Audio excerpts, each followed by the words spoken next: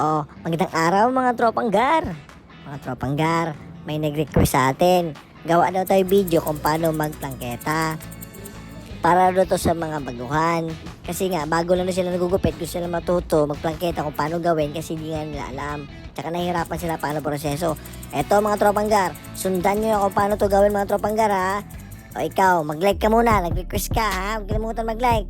Follow mo na rin. Una, hinalaki, pa-forward. Habang inaabante mo yan mga tropang gar, medyo nakadistansya konti yung katawan mo sa kamay mo para hindi ka mangangalay mga tropang gar. Yan. Tsaka maganda yung hagod. Pag nakadikit yung katawan mo mga tropang gar, parang pigil ka pitik-pitik sa kamay mo mga tropang gar. Pitik-pitik daw. Magpitik-pitik. Asya. Balik na nga tayo sa content. Ito, pa-backward. Gagamitin natin yan, yung pangatlong daliri natin. Pa-backward yan. Kailangan nakadistansya konti yung katawan mo sa iyong kamay para hindi ka mahihirapan gunting magplangketa dyan mga tropang gar. O sa nag-request ha, tropang gar ha. Huwag kalimutan mag-like, mag-share.